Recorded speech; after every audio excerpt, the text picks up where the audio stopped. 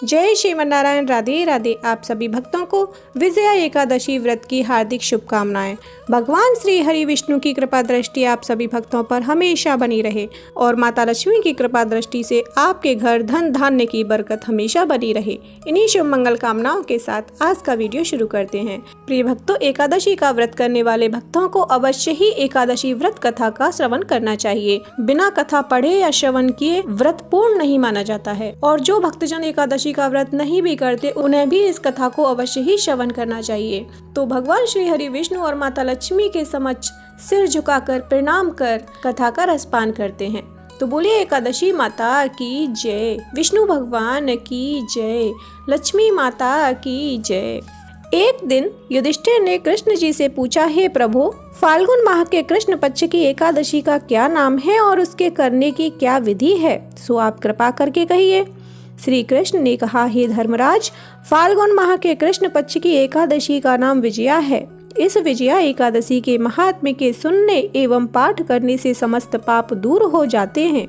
एक समय नारद जी ने जगत पिता ब्रह्मा जी से पूछा कि हे ब्रह्मा जी, आप मुझे फाल्गुन माह के कृष्ण पक्ष में होने वाली विजया एकादशी के व्रत का विधि विधान समझाइए। ब्रह्मा जी ने कहा, हे नारद जी, यह विजया एकादशी का व्रत समस्त पापों को नष्ट करने वाला है। जब भगवान श्री रामचंद्र जी को त्रेता युग में 14 वर्ष वनवास मिला तो वे लक्ष्मण जी और जानकी जी सहित पंचवटी पर निवास करने लगे। वहां पर लक्ष्मण जी ने शूर्पणखा के नाक और कान काट लिए। इस कारण श्री रामचंद्र जी और लक्ष्मण जी को खरदूसर से युद्ध करना पड़ा। तत्पश्चात रावण ने उनसे बदला लेने का निश्चय कर मारीच को स्वर्ण मृग बनाकर पंचवटी पर भेजा और राम लक्ष्मण को धोखा देकर पंचवटी से दूर ले गया तथा स्वयं ने साधु रूप बनाकर छल से माता जानकी जी का हरण कर लिया। और इधर जब रामचंद्र जी एवं लक्ष्मण जी वापस आए तो वहां पर माता जानकी को न पाकर अत्यंत दुखित हुए और आगे चलकर दोनों ऋष्यमुख पर्वत के निकट आई। वहां पर उनकी भेंट हनुमान जी महाराज से हुई। तब भगवान ने सुग्रीव से मित्रता कर बाली का वध किया। पवन पुत्र श्री हनुमान जी द्वारा सीता माता की खोज करने पर श्री रामचंद्र जी को उनका पूरा समाचार प्राप्त हुआ। तब भगवान श्री रामचंद्र जी ने वानर भालुओं की सेना बनाकर लंका पर चढ़ाई करने का विचार किया, किंतु मार्ग में समुद्र होने के कारण पार जाना असंभव था। तब भगवान राम ने लक्ष्मण जी से समुद्र को पार करने के लिए विचार विमर्श किया। लक्ष्मण जी ने कहा, हे मर्यादा पुरुषोत्तम, यहाँ से आधा योजन दूरी पर कुमारी नामक द्वीप है जिसमें वक्दालव्य नाम के मुनि का आश्रम है, अतः आप उनसे समुद्र पार करने का उपाय पूछिए। लक्ष्मण जी के विचार से सहमत होकर भगवान श्री राम मुनि के पास गए और उन्हें प्रणाम किया।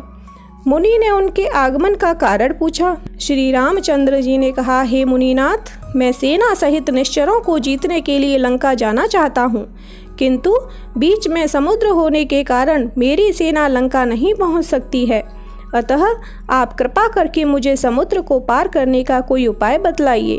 मुनि ने कहा, हे राम जी, आप फाल्गुन मास की कृष्ण पक्ष वाली विजया एकादशी का व्रत करो, निश्चय ही आपको सफलता मिलेगी और समुद्र से पार भी हो जाओगे। मैं तुम्हें इसका विधि विधान बतलाता हूँ। दशमी के दिन सोना, चांदी, तांबा अथवा मिट्टी किसी का भी एक घड़ा जल से भरकर उसके ऊपर पंच पल्लव रख वेद का स्थापित करें। उस घड़े के ऊपर श्री भगवान की स्वर्ण प्रतिमा स्थापित करें। एकादशी के दिन स्नान आदि नित्य कर्म से निवृत्त होकर भगवान की पूजा करें तथा उस पूरे दिन और रात्रि को उस घड़े के सामने बैठकर भगवत भजन करता रहे। द्वादशी के दिन नदी या सरोवर पर स्नान करने के पश्चात उस घड़े को किसी ब्राह्मण को दान दे दें। हे राम जी, यदि आप इस व्रत को करोगे तो निश्चय ही आपको विजय प्राप्त होगी। यह सुनकर रामचंद्र जी ने मुनि के द्वारा बताए विजया एकादशी के व्रत को विधि विधान से किया, जिसके प्रभाव से समुद्र पार कर लंका पर चढ़ाई की तथा रावण को मारकर राक्षसों पर विजय प्राप्त की। हे राजन, जो मनुष्य इस विजया एकादशी के व्रत को करता है उसे दोनों लोकों में विजय प्राप्त होती है। तो बोलिए विष्णु भगवान की जय, माता लक्ष्मी की जय। ओम जय एकादशी माता, मैया जय एकादशी माता, विष्णु पूजा व्रत को धारण कर शक्ति मुक्ति पाता। ओम जय एकादशी माता। तेरे नाम गिनाऊं देवी भक्ति प्रदान करणी। गुण गौरव की देनी माता शास्त्रों में वरणी। ओम जय एकादशी माता। मार्गशीर्ष के कृष्ण पक्ष में उत्पन्ना होती। शुक्ल पक्ष में मोक्षदायिनी पापों को धोती। ओम जय एकादशी माता। पौष मास के कृष्ण पक्ष की सफला नामक है। शुक्ल पक्ष में होई पुत्रदा आनंद अधिक रहे। ओम जय एकादशी माता। रमा षठिला माघ मास में कृष्ण पक्ष आवे। शुक्ल पक्ष में जया कहावे। विजय सदा पावे। ओम जय एकादशी माता। विजया फाल्गुन कृष्ण पक्ष में शुक्लावल की। पाप मोचिनी कृष्ण पक्ष में चैत्र मास बलि की। ओम जय एकादशी माता। चैत्र शुक्ल में नाम कामदा धन देने वाली। नाम वरुथिनी कृष्ण पक्ष में वैशाख महावली। ओम जय एकादशी माता। शुक्ल पक्ष में होए मोहिनी अपराज्येष्ठ कृष्ण पक्षी। नाम निर्जला सब सुख करनी शुक्ल पक्ष रखी। ओम जय एकादशी माता। योगिनी नाम आषाढ़ में जानो कृष्ण पक्ष वरणी। देवशयनी नाम कहायो शुक्ल पक्ष धरणी। ओम जय एकादशी माता। कामिका श्रावण मास में आवे कृष्ण पक्ष कहिए। श्रावण शुक्ला होय पुत्रदा आनंद से रहिए। ओम जय एकादशी माता। अजा भाद्रपद कृष्ण पक्ष की परिवर्तिनी शुक्ला। आश्विनी कृष्ण पक्ष में व्रत से भव सागर निकला। ओम जय एकादशी माता।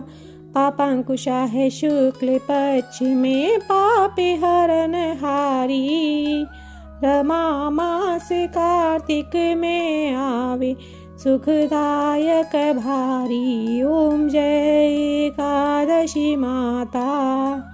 देवोत्थानी शुक्ल पक्ष की दुख नाशक मैया। लौद मास की करूं विनती पार करो नैया। ओम जय एकादशी माता। शुक्ल लौद में होए पद्मिनी दुख दारिद्र्य हरणी। परमा कृष्ण पक्ष में होती जन मंगल करणी। ओम जय एकादशी माता। जो कोई आरती एकादशी की भक्ति सहित गावे। जन रघुनाथ स्वर्ग का वासा निश्चय वह पावे। ओम जय एकादशी माता।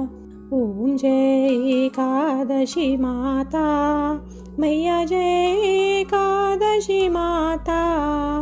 विष्णु पूजा व्रति को धारण कर शक्ति मुक्ति पाता। ओम जय एकादशी माता। बोलिए एकादशी माता की जय। बोलिए विष्णु भगवान की जय।